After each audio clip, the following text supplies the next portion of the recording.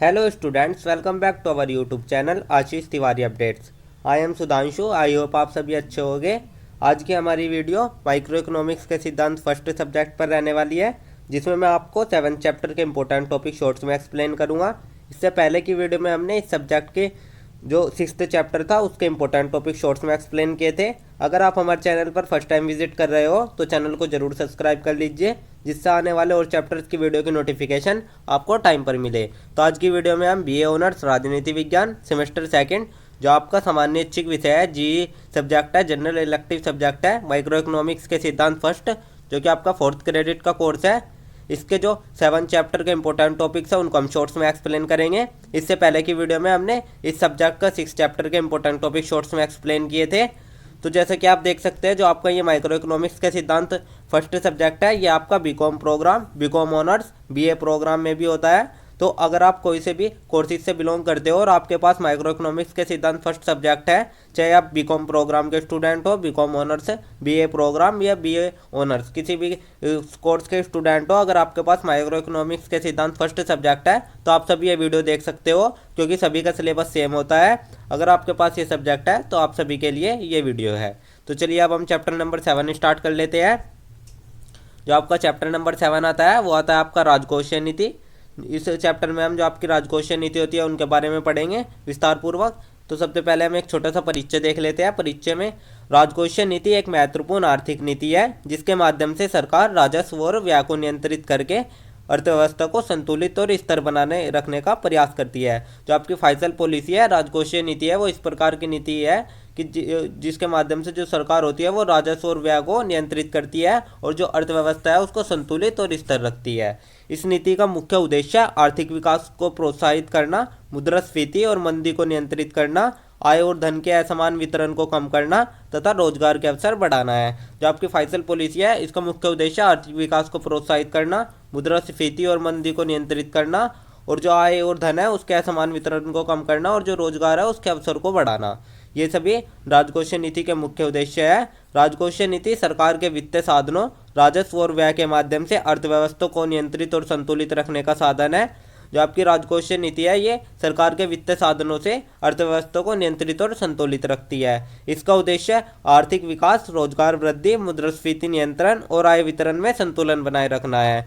जो आपकी राजकोषीय नीति है, इसका उद्देश्य विकास, रोजगार वृद्धि, मुद्रास्फीति नियंत्रण और आय वितरण में संतुलन बनाए रखना है। सही और संतुलित राजकोषीय नीति से देश की अर्थव्यवस्था तेजी से विकसित हो सकती है और समाज में आर्थिक समानता लाई जा सकती है। अगर हमारे देश में सही राजकोषीय नीति होगी तो हमारे देश की अर्थव्यवस्था भी तेजी से विकसित होगी और जो समाज है उसमें भी आर्थिक समानता आएगी। तो ये तो हमने एक छोटा सा परिचय देख लिया। अब हम आपका देख लेते हैं जो आपका 3 क्षेत्र अर्थव्यवस्था में राजकोषीय नीति है, उनको हम देख लेते हैं।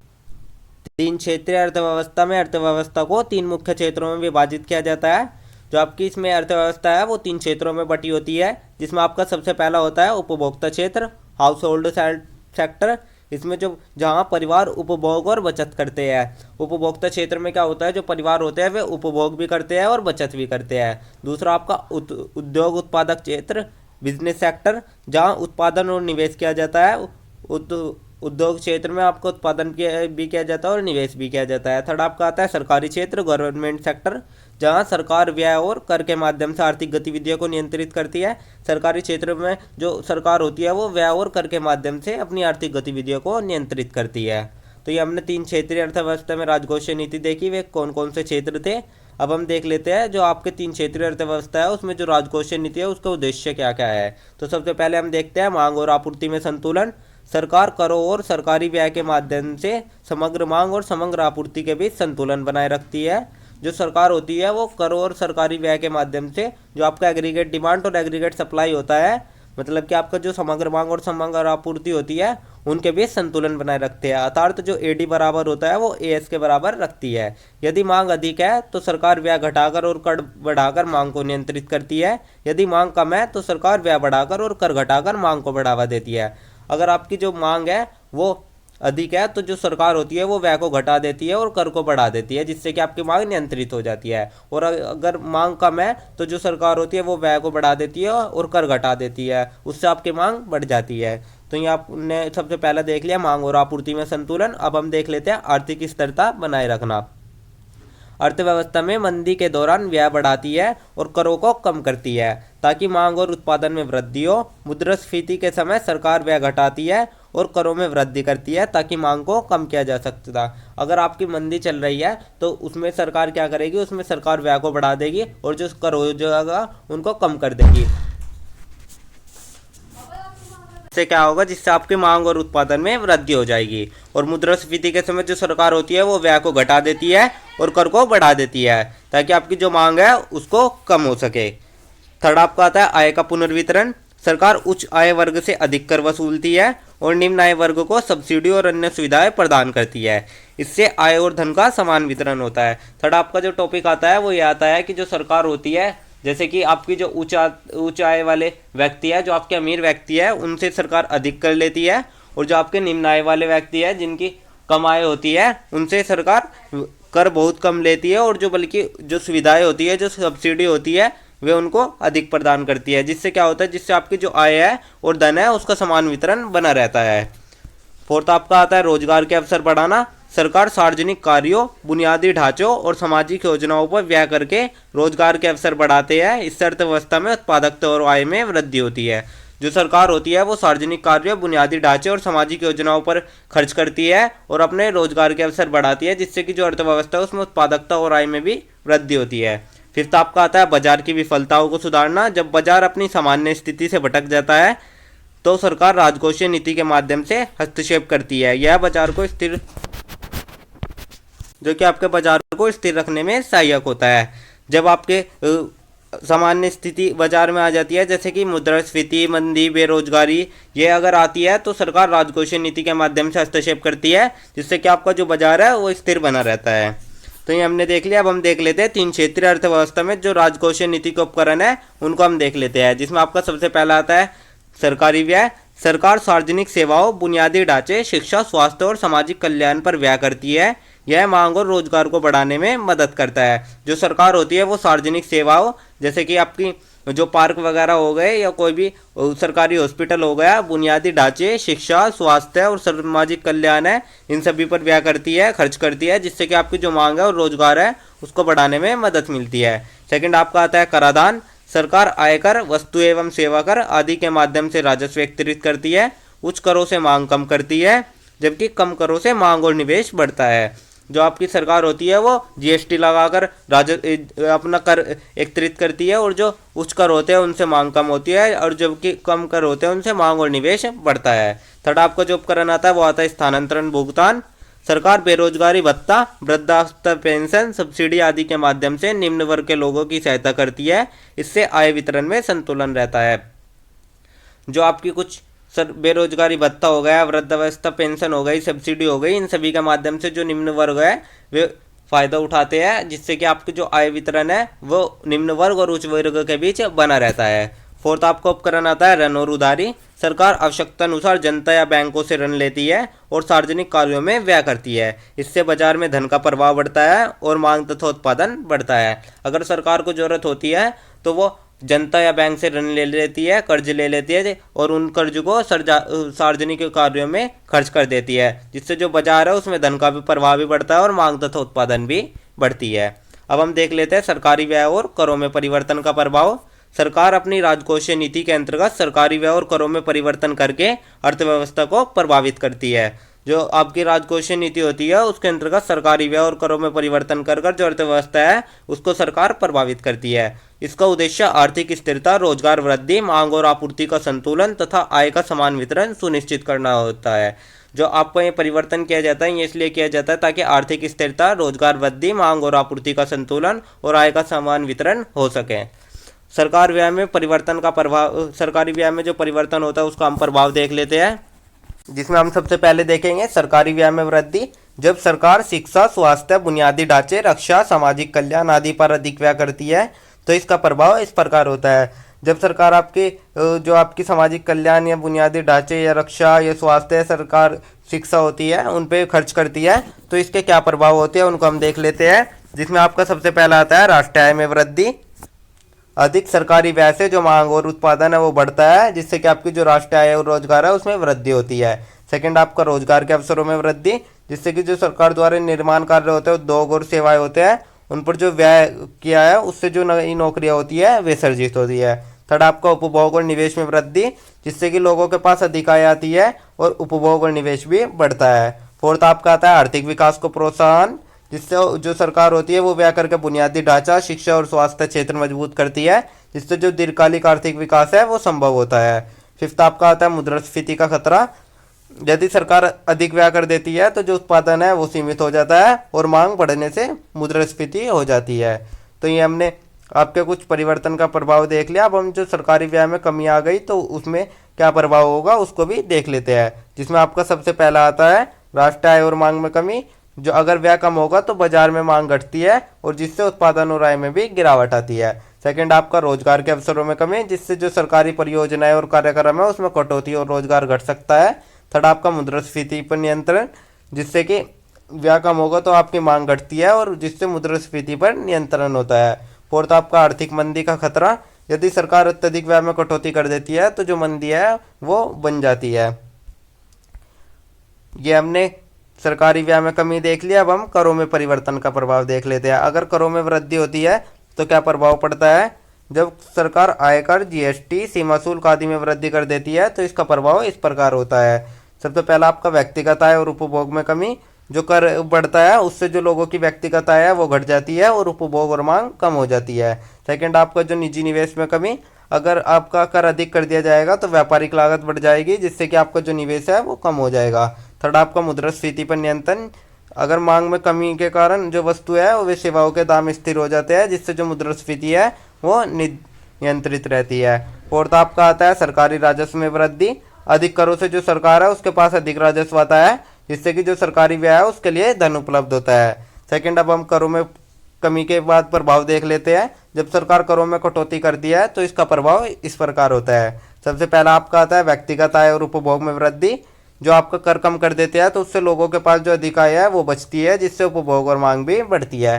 सेकंड आपका निजी निवेश में वृद्धि, अगर कर को कम कर दिया जाएगा तो व्यापारिक लागत घट जाएगी, जिससे कि जो निवेश और उत्पादन है वो बढ़ जाएगा।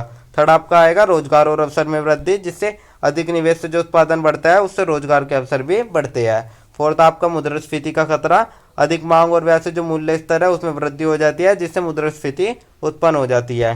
तो ये हमने कुछ प्रभाव देख लिए। अब हम देख लेते हैं आपका नेट निर्यात फलन की अवधारणा। जो आपका नेट एक्सपोर्ट फंक्शन है उसको हम देख लेते हैं। नेट एक्सपोर्ट फंक्शन से तात्पर्य किसी देश के निर्यात और आयात के बीच के अंतर से है, इसे शुद्ध निर्यात भी कहा जाता है। जो आपका नेट एक्सपोर्ट फंक्शन है, नेट निर्यात फलन है, ये किसी देश के आयात और निर्यात के बीच जो अंतर होता है उसको ही हम नेट निर्यात फलन कहते हैं। इसे हम शुद्ध निर्यात के नाम से भी जानते हैं।